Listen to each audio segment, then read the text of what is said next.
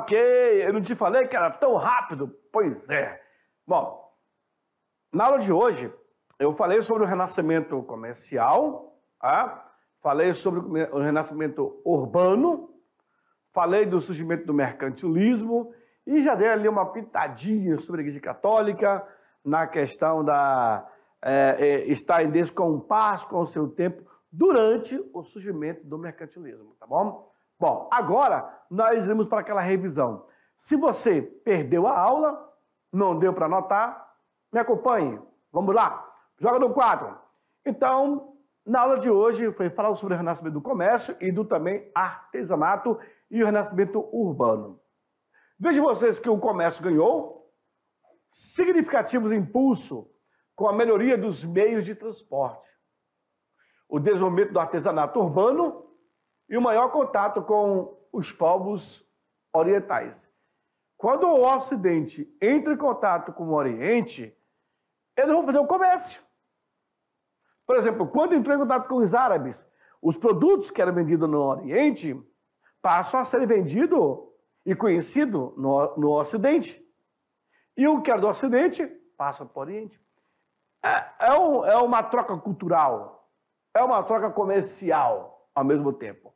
E nisso será criado alguns caminhos, né, que nós chamamos de rota comercial do norte e a rota comercial do sul.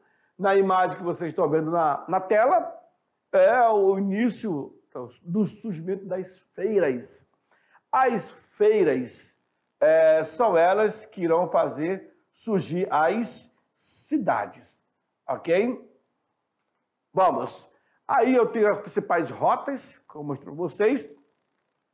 Essa região aqui do Mar Mediterrâneo é o que mais será explorado. Os principais portos, Veneza, Gênova, Milão, Turim, Frankfurt, são os portos bastante visitados e bastante comercializados os produtos desse período. No mercantilismo, senhores, sabemos que é a política econômica comercial que se caracterizou por ser um conjunto de ideias práticas econômicas. Tudo isso vai ser adotado pelo Estado absolutista. Nós estamos na Idade Média, então, o Estado absolutista reinou nesse período, né? Graças ao estímulo à expansão marítima e colonial. E pelo estabelecimento do monopólio como política mercantilista. Isso foi criado. E aí eu trago para vocês as principais características do mercantilismo. Colonialismo, eu expliquei na aula passada, metalismo, balança comercial favorável e o protecionismo. São 4 as características do mercantilismo. Depois também eu falo sobre o surgimento dos burgos, das cidades, o condomínio de pedra aí, ó. As cidades medievais, elas surgiram das proximidades das rotas comerciais, nas regiões das feiras, junto aos mosteiros, castelos e catedrais. Na explicação, eu mostrei que aqui fora é que ficava a barraca desse comerciante, e quando os bárbaros chegavam para poder tomar o produto, eles entravam pedindo a proteção dos reis ou até mesmo do seu feudal. E depois eles passaram a pagar por essa proteção, que esses burgos que vão se tornar burgueses. No início, grande parte dessas cidades eram cercadas por altas muralhas, construindo um núcleo urbano. Esse núcleo era fortificado, denominado de burgos. Então, toda essa área aqui era o burgo. Vejam, senhores, que eu tenho aqui várias dificuldades. Eu tenho o primeiro muro, depois tenho o segundo muro, até chegar na própria cidade. Nova classe social, a burguesia. Os habitantes que viviam nos burgos, basicamente comerciantes e artesãos, eles se consolidaram com uma classe de vender e de comprar, e essa classe passa a ser chamada de burgueses, que eram os comerciantes.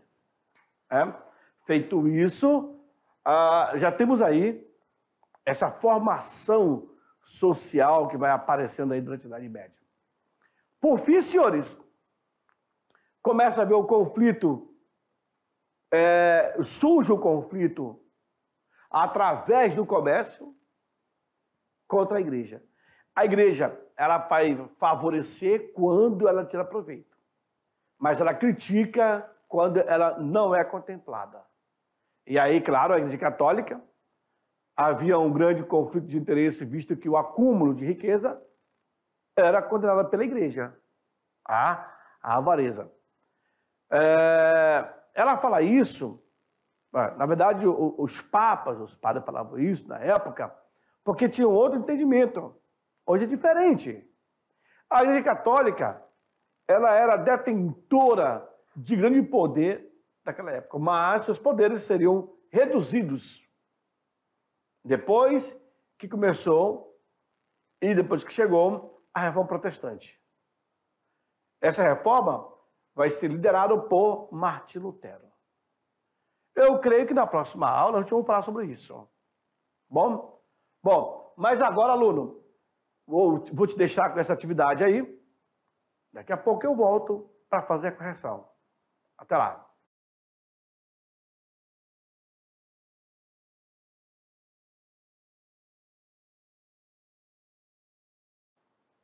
Ok, vamos lá então, né? Já que vocês tiveram toda a aula, fizeram as anotações, com certeza surgiram algumas dúvidas também. É só encaminhar para o professor entre em contato com a gente, e aí tiramos de letra, tá bom? Mas é muito interessante esse assunto quando abordamos a Idade Média, e alguns temas são até polêmicos. Que nós não possamos entrar nessa polêmica, ideias, cada um tem a sua, o pensamento, enfim, vamos mantê-lo aí neutro e só buscar esse entendimento, tá bom? Bom, para a atividade, eu lancei essa primeira pergunta. Joga no quadro. Isso. A primeira pergunta, rapaz, ela vem ali é o O, era para ser um O e não o número 0, né? Vejamos. Na primeira pergunta diz o seguinte: o nascimento das cidades no mundo feudal europeu, a partir dos séculos XI e XII, abala imediatamente a organização econômica dos campos. Confirmo essa afirmativa, exceto, ou seja, todas estão corretas, menos uma. Uma está errada. A produção agrícola ela é estimulada a produzir excedentes em maior escala. B. O camponês é atraído pela sedução do comércio e pela possibilidade de lucros. C. O cultivo estende-se ocupando as reservas incultas como bosques e pântanos. Letra D. A circulação monetária intensifica-se e desestrutura as arcaicas relações servis. E a letra E. A aristocracia organiza-se em oposição sistemática à formação das cidades. Perceberam aí, aluno? O que nós temos pela frente? O nascimento das cidades,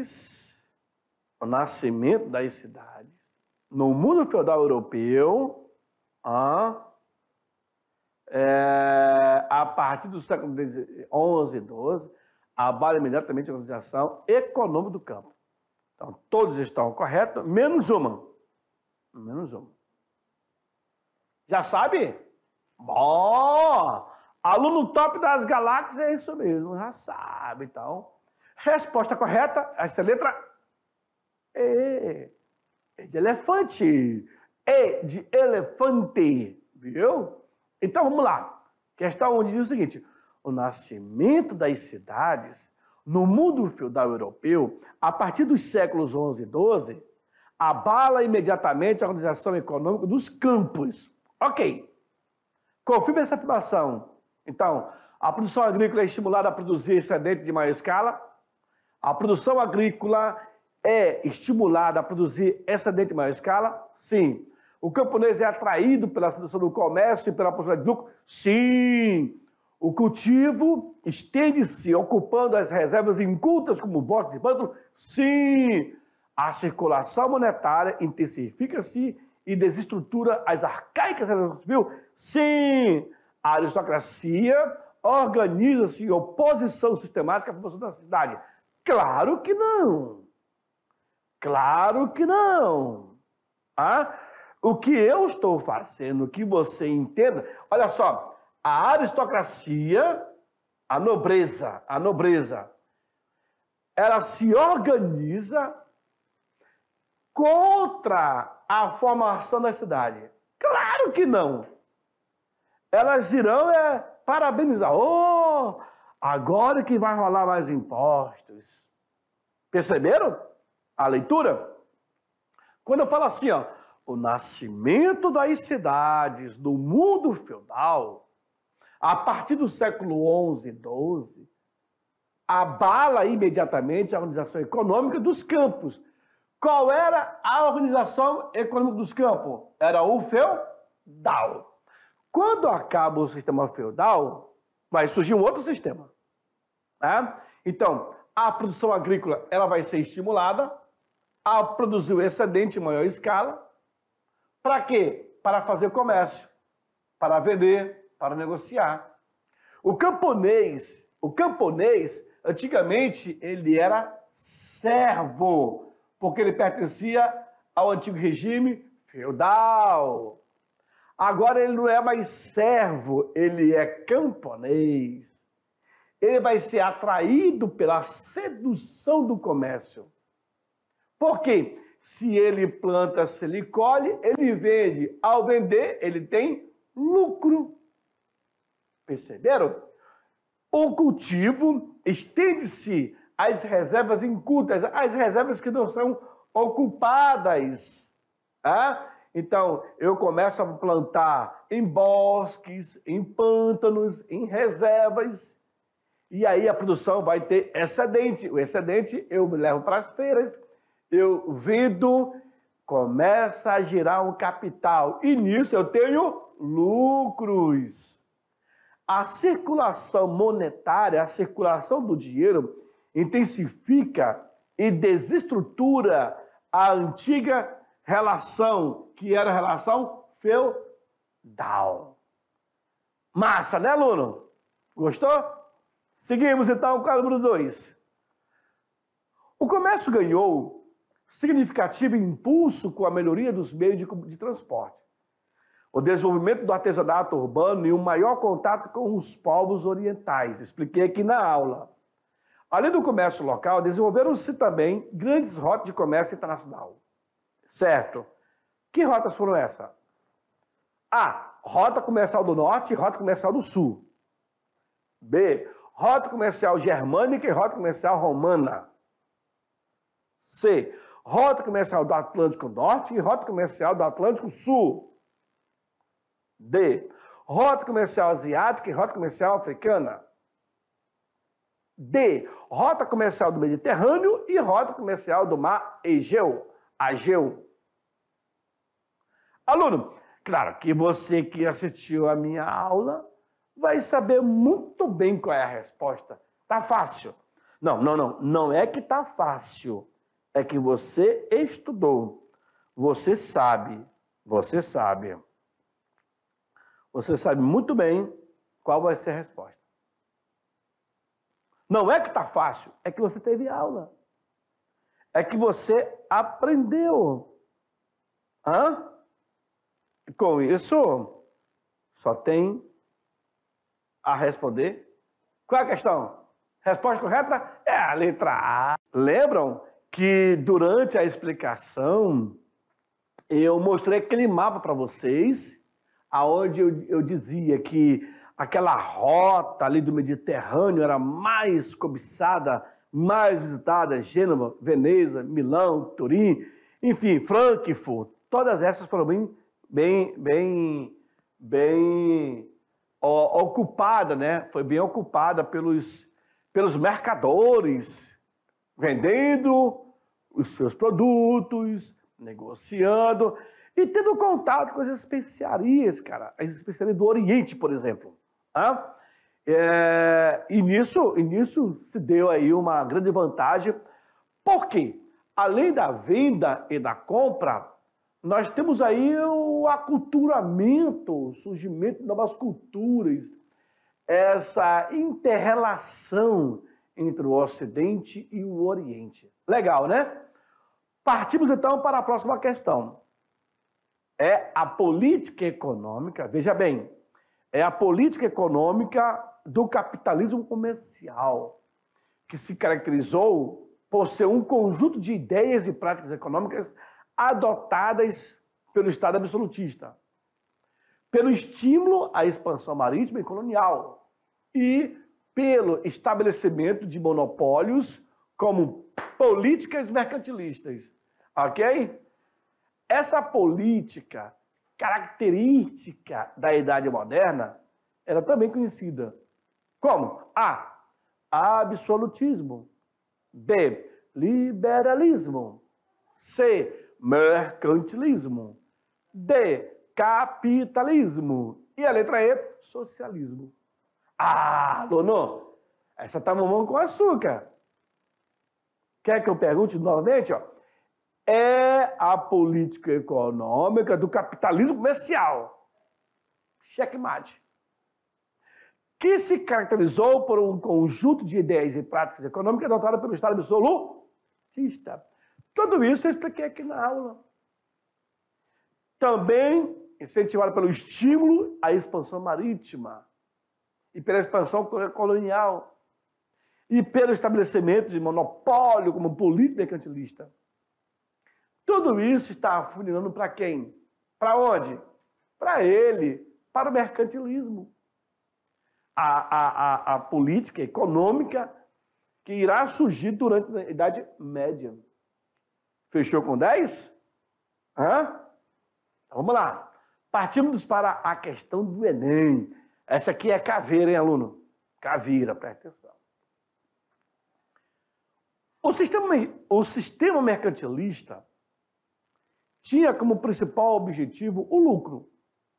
Entretanto, para a Igreja Católica, havia um grande conflito de interesse, visto que o acúmulo de riqueza era condenado.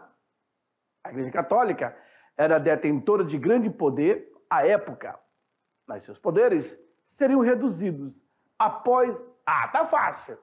Após o quê? Após a reforma trabalhista, liderada por Karl Marx. B. Reforma anglicana, que vai derrubar o absolutismo monárquico. Letra C. Depois da Contra-Reforma Católica, que instituiu o Tribunal do Santo Ofício. Letra D.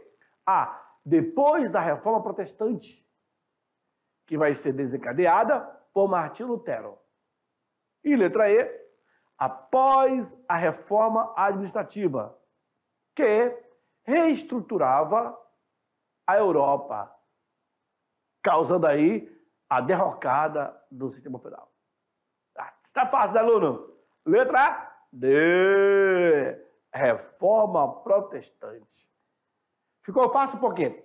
Porque as nossas perguntas, elas são retiradas de dentro do conteúdo e mesmo assim com base na nossa explicação. Feito isso, não tem como errar. Então, essa é a nossa pegada. Claro que a nossa prova vai ser um pouco mais difícil, tá, aluno? Vai se preparando aí. Mas essa foi a nossa aula. Eu aguardo vocês na nossa próxima aula. Até breve.